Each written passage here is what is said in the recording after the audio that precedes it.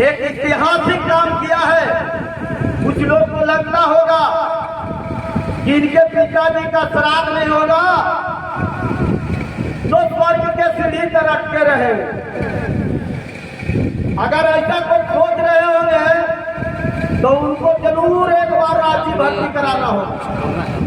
इसलिए वो तो स्वर्ग के एक नहीं, पूरे वर्ल्ड का समुद्र को पार करके उन्होंने इतिहास के पन्ने में अपना नाम अंकित किए हैं कि जो बौद्धिस्ट बाबा भीमराव अम्बेडकर का प्रतिमा लगा। बौद्धिस्ट इसलिए बोला जाता है कि बुद्धि की प्राप्ति उन्होंने बुद्ध ने प्राप्त किया। उसका नाम बुद्ध नहीं था, उसका नाम जन्म से सिद्धार्थ था। और जब जन्म लिया तो कुछ पाखंडियों ने उनके राजा पिताजी को समझा दिया कि बाद में ये सन्यासी हो जाएंगे, इनको राज्य के बाहर घूमने नहीं दिया जाए। तो बुद्ध को महल के अंदर ही उनको रखा गया और जब तक वो 18 साल का उम्र हुआ नहीं तब उसको बाहर नहीं किया गया। और उसी टाइम में 18 साल के उम्र के अंदर ही उनको शादी कर दिया जाता है और राजभवन में ही रहते थे। किंतु जो सिद्धार्थ थे उनकी एक बार में घर में जो घटना घटती थी उस पर वो सर्च करते थे। हमारे भाई बहनों बहुत पढ़ते हैं, कहते हैं पीएचडी कर लिए, कहते हैं हम एमटीए किए हैं, बीटेक किए हैं। हम पूछते हैं बीटेक किए हैं, उसका अर्थ समझाइए। हमारे चाचा बेचारा बीटेक नहीं किए, इनको कोई पता नहीं शिक्षा क्या चीज होता है, मगर इतना जानते हैं कि हमारे माँ और पिताजी हैं, हमको जन्म दिया। मगर हमारे भाई बीटेक किए, हमारी बहनें एमटेक किए हैं, पीएचडी करता है और अमेरिका तक पिताजी मजदूरी करके भेज देते हैं पढ़ने के लिए। और जब अमेरिका से पढ़ के आते हैं बेटा भारत के धरती पर तो पिताजी और माताजी खुशी होता है और उन्होंने बुलाते हैं कि भाई हमारे बेटा तो अमेरिका से पीएचडी करके आया है। तो अमेरिका की भाषा भारत की भाषा को भूल जाता है और माँ को माँ नहीं कहता है, पिताजी को पिताजी नहीं कहता है, माँ को अभी आंटी कहता है और पिताजी को डैडी कहता है। अब बताइए पानी को पानी नहीं कहता है, अब हर भाषा अंग्रेजी में बोलता है। माँ पिताजी घबरा जाते हैं कि हमारा बेटा तो इतना अमेरिका में अंग्रेजी पढ़ा है तो हमारा बेटा पूरे गांव क्या जवार में ही तेज है। तो खुशी में माँ पिताजी क्या करते हैं, किसी पाखंडी ब्राह्मण को बुला करके लाते हैं और घर में एक पूजा पाठ कराने बैठ जाते हैं। अब पूजा जब कराता है तो बेचारा ब्राह्मण जो है वो अपना तो धंधा है, उसका तो बिजनेस है। अभी हमारे बोल चुके हैं कि नाई का बाल काटना धर्म नहीं धंधा है, मोची का जूता सीना नहीं धर्म नहीं उसका धंधा है, यादव का दूध निकालना धर्म नहीं धंधा है, कोई समाज का सब्जी जाना धर्म नहीं धंधा है। और लोग जितने काम कर रहे हैं उनका धर्म नहीं धंधा है।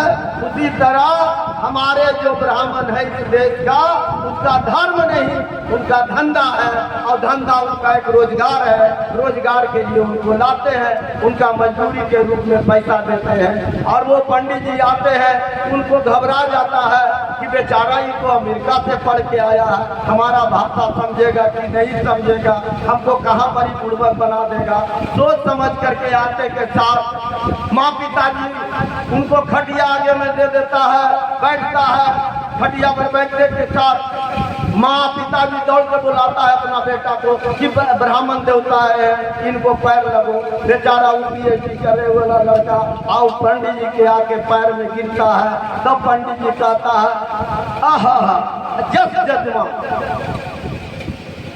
यानी जय हो जजमान। अब समझ जाता है कि इसका पूरा खानदान मेरे जय जयकार में रहे। हम सोच रहे थे ये तो पीएचडी किया, मेरा भाषा समझे कि नहीं। जब मेरे माथे पर मेरे पैर तरी माथा पटक दिया, वो नाक को टटोल लेता है और उसके हिसाब से पूजा का शुरुआत कर देता है। और पूजा करते करते वो पूजा करता है, सारा विधि व्यवस्था समाप्त होता है, तब पंडित जी कहता भाई हमको जौनार कर दीजिए। जौनार कर देता है, तब भाई जौनार पर बैठते हैं। पीएचडी किया हुआ लड़का कहता है कि अब जौनार में भी क्या करा दें, तो सारा चीज तो बना हुआ है, हमारे माँ जी बनाए हैं, तब आओ इसको नहीं खेबो।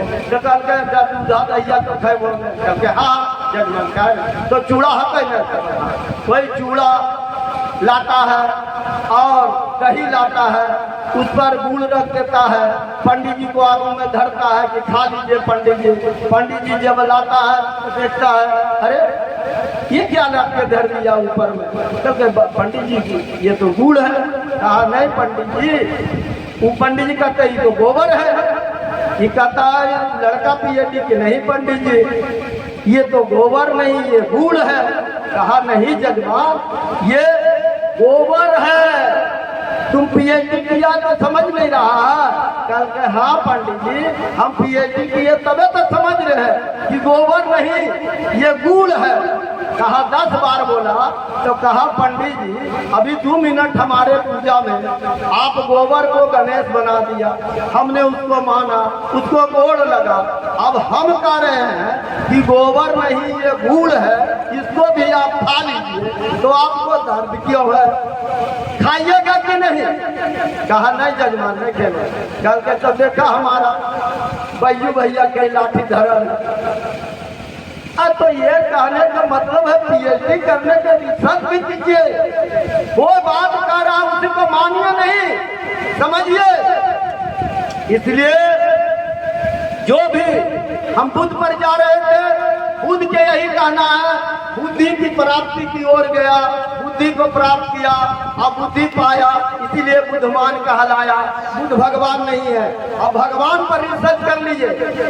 यहाँ हमारे पढ़े लिखे लोग हैं, हम 7वां पास भी नहीं है, एक बात बता देते, मगर समाज में हम बैठ करके एक अध्ययन करते हैं और उस अध्ययन के आधार पर भाग जोड़वान, भाग उसे कहते हैं जिससे मेरा जन्म हुआ और यहाँ पर बैठे हुए और इस धरती में जो भी है, चाहे नारी है या पुरुष है, वो माँ के गर्भ से आए। जो भी आए हैं, चाहे वो बुद्ध भी आए, कबीर भी आए, संत रविदास आए, या और लोग जो पाखंडियों को जो बनाया हुआ ढेर है, वो भी माँ के गर्भ से आए। और माँ के गर्भ को भग कहा गया है। अब भग से आने वाला इस धरती पर भगवान नहीं हो सकता है। वो जब भी होगा तो आने वाला एक अच्छा, यदि समाज में हित में काम किया, जैसे हमारे एक महापुरुष का फोटो लगा हुआ है, जैसे नरेश जी एक मनुष्य में होकर ये हमारे इस गांव को आदर और सत्कार और समय के से सेवा दिए, तो लोग उनको भी याद करेंगे। यही होता है अच्छा और बुरा। जो मनुष्य जन्म में समाज के हित में काम किया, समाज को कल्याण का काम किया, उसे अच्छा लोग कहेंगे, और जो समाज के अहित करके जाएगा उसे बुरे लोग कहेंगे। इसीलिए अच्छा और बुरा होगा। इसलिए इस मंच पर हमारे सभी महापुरुष बैठे हुए हैं, हमारे बुद्धिजीवी लोग बैठे हुए हैं। इतना बात नोट कर लीजिए, ब्राह्मण एक जाति नहीं, और जाति इस भारत में 2 ही है, पूरे वर्ल्ड में 2 तरह का जाति है। पूरे दुनिया में जहां भी जाइएगा 2 तरह का जाति पाया जाएगा, एक स्त्री दूसरा पुरुष। बाकी जातियां जो भी बनाया गया है पाखंड के ढेर से, पाखंडियों के झोला से, पाखंडियों के दिमाग के द्वारा जाती है। और जाति इसलिए बनाया गया, हमारे अभी सुरेश पासवान जी बोल दिए कि पूरे वर्ल्ड में भारत में संविधान है, और इस संविधान से देख करके नेल्सन मंडेला ने अपने देश में लागू किया, तो आज सोने के चिड़िया भारत के जैसा वो भी बन गया। इसलिए यहाँ दोहरी नीति पर चलता है भारत का संविधान जो बाबा साहब दिए हैं, अगर उसके आधार पर वोट होता तो आज हमारे ये दादा जो बैठे हुए हैं, इनका भी गमछा और इनका भी धोती और इनका भी कपड़ा हमरे जैसा लाइटदार हो जाता। ये दो नीति के कारण बेचारा वो दिन भर इस जितना मकान इस गांव में बना है, ऐसा चकचक करने वाला कभी ईटा गर्रा नहीं ढोया है, बालू नहीं ढोया है। और जो बालू ईटा ढोया है उसका शरीर आज भी वैसा लाइट नहीं है, और जो बालू ईटा नहीं ढोके उसका शरीर आज भी लाइट मारता है। सूर्य उगता तब भी चमकता है और सूर्य उगता है तब भी उसका लाइट मारता है। कार्यक्रम जो चल रहे हैं,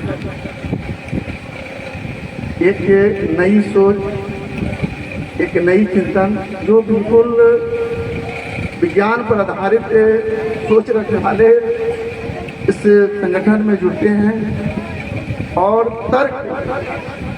तर्क के कसौटी पर जो बात है उतरते हैं, उसको अपने जीवन में उतारने का प्रयास करते हैं। यहाँ क्रांति, सुप्रगति क्रांति हर समय संघर्ष होते रहा है। कुछ बुद्धिजीवी लोगों ने हम पर शोषण करने के लिए त्योहार, संस्कार का नाम दे करके थोपने का काम किया। हमारे महापुरुषों ने अपने विचार को गांव-गांव, घर-घर जाकर के जगाने का काम किए। उससे कुछ परिवर्तन आया। जब हमारा देश आज़ाद हुआ तो भीमराव अम्बेडकर इंडिया ही नहीं पूरे विश्व का सबसे महान विद्वान ने इस देश का जब संविधान बनने का काम किया तो सारी बातों को संविधान में निहित कर दिया। दुर्भाग्य है कि संविधान को संचालन करने वाला जब देश की आज़ादी जब से मिली है, उस बेईमानों के हाथों में सत्ता रहा। वह संविधान को पूर्ण रूपेण से इस भारत में लागू अभी तक नहीं हुआ। जो कुछ मुट्ठी भर लोगों के लाभ की बात होती है, उसी संविधान को लागू किया जाता है। बाकी जो हमारे बहुजन समाज के लोग को लाभ की बात को उसी में दबी हुई है। ये बहुत बड़ी चिंतन का विषय है कि हम कैसे इसका उखेरे। जो हमारी किताब में जो नंबर है वह नहीं लागू होता है राजस्थान में या अशोक गहलोत का देन है। यदि हमारे देश में बहुजनों के विचारधारा से सरकार जब चलेगी तो संविधान के जितने भी आर्टिकल को देश से लागू होगा तो सभी लोग खुशहाल हो जाएंगे। हमारे लोगों को चिंतन करने का मौका नहीं मिले, त्योहार और संस्कार करके उसमें उलझा करके अर्घ देने का काम कर दिया है, जिससे कि हम लोग उसी में उलझे हुए हैं। आगे सोचने की प्रवृत्ति को समाप्त कर दिया। लोग कहते हैं कि हम बहुजन हैं, जब जहाँ ताकत बनने की बात आती है तो वहाँ फिसल जाते हैं। उसको कहीं न कहीं जो जात के नाम पर, परिवारवाद के नाम पर खंड खंड खंड खंड टुकड़े टुकड़े टुकड़े जाति को जाति को बांटने का काम किया। और हमारे देश में जो मूल समाज के मूल निवासी जो थे उसको 6,743 भाषाओं में बांटने का काम किया, जिससे कि हमारे सामने वो लड़ नहीं सके और हमको गुजरा करके रखने का काम किया। ये कार्यक्रम के माध्यम से ये तमाम हमारी जो समस्याएं हैं, इस समस्या पर चिंतन करने का एक मौका है कि हम लोग को इस रास्ते से जाने से आने वाला जो पीढ़ी है, जो नन्हे मुन्ने बच्चे हैं, उसका संस्कार किससे बनेगा? वही आदमी घर में जब आम का पेड़ लगाता है, हो सकता है लगाने वाला आदमी कोई आम का फल नहीं खाए, लेकिन निश्चित रूप से उसके नन्हे मुन्ने आने वाला जो पीढ़ी है उसका रसवादन जरूर करेगा। इसीलिए हम लोग इस आंदोलन में विचारधारा से जो हमारे महापुरुषों ने सबसे पहले साहू जी महाराज ने आरक्षण की व्यवस्था किए थे। साहू जी महाराज ने देखा कि जितने भी राजतंत्र में जितने भी अच्छे पद थे, उस सारे पदों पर मनुवादी लोग ही काबिज थे, और झाड़ू देने वाला, बेगार करने वाला सब बहुजन समाज के लोग को लगा दिया गया था। साहू जी महाराज ओबीसी समाज से आते थे, वो चिंतन किया कि हमारा बहुत बड़े तबका उस साल की जिंदगी से वंचित है, और उसे स्थिति में हमको प्रतिबंध लगाना है कि सभी पद पर सभी गरीब तबके के लोग को भी व्यवस्था की जाए। जिस वक्त हमारा देश आजाद नहीं हुआ था, उस वक्त की मैं घटना बताता हूँ। उस वक्त के तमाम विद्वान लोग कहीं तो अनर्थ हो जाएगा, और सारे लोग साहू जी महाराज के विरोध में तर्क करने के लिए कहा कि तर्क कीजिए, यह नहीं होगा। साहू जी महाराज ने कहे कि जो विद्वान लोग हैं, आइए हमसे तर्क कीजिए। नतीजा यह हुआ कि अस्तबल जहाँ घोड़ा था वहाँ 2 कुर्सी या 3 कुर्सी लगा दिया गया, और जो उस जमाने के जो विद्वान थे वो तर्क करने के लिए आए, उनको बैठा दिया गया। साहू जी महाराज जब दरबार से आए तो अस्तबल में जो ब्राह्मणवादी, जो बुद्धिजीवी लोग थे, विद्वान थे, उनको बैठा था। टीवी आए, नौकर का आदेश दिया गया कि एक और जो चना है खुला हुआ, वो नाक में डाल दो। नाक में डाल दिया गया, और जो घोड़े थे सभी को खोल दिया गया।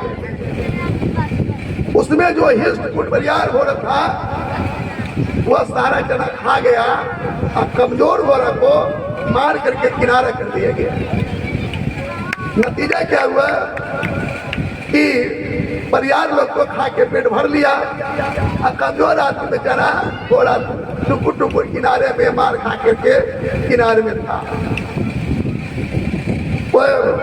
विद्वान को कोई तर्क प्रैक्टिकल कर रहे हैं, ठीक है कि जो परिवार बोला उसको बांध दो, और उसके बाद दूसरे नाद में भी चना डाल दिया गया। तो जो मार खाए लोग थे बड़े प्रेम से चना खाए। इसलिए नतीजा क्या हुआ कि यही जरूरत है आरक्षणों की। बराबर लाने के लिए जो तेज चल रहा है उसको रोकना है, और जो पीछे है उसको बराबरी करना है। जब भीमराव अम्बेडकर विदेश में पढ़ने के लिए गए थे, तो ही साहू जी महाराज ने छात्रवृत्ति देने का काम किया, और उस शिक्षा प्राप्त करने के लिए धन मुहैया कराने का काम किया। हमारे बीच में जादूगर महोदय जो किस तरह से अंधविश्वास में हम लोग को भटकाते हैं, और तरह तरह का जो परिवर्तन देखने को मौका मिलेगा।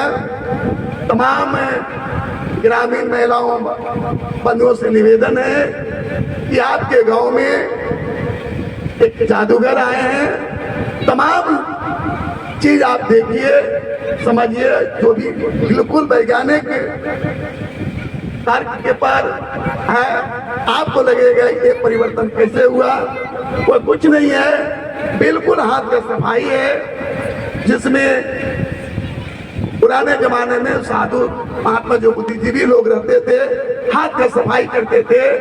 हमारी टीम ने यह पूर्ण रूप से आप लोग को दिखाएगा। यह मौका आपके गांव में पहली बार देखने को मौका मिलेगा। कुछ क्षणों में यह कार्यक्रम शुरू होने जा रहा है। आधा घंटा लगभग 1 घंटा कार्यक्रम चलेगा। भी आप चूक न जाए, इसलिए आप लोग अपना काम धंधा छोड़ करके हमारे जो टीम के जादूगर जो दिखाने के लिए प्रदर्शन करने के लिए जा रहे हैं, जरूर देखने का काम करेंगे। जय जय, जय भीम, जय संविधान।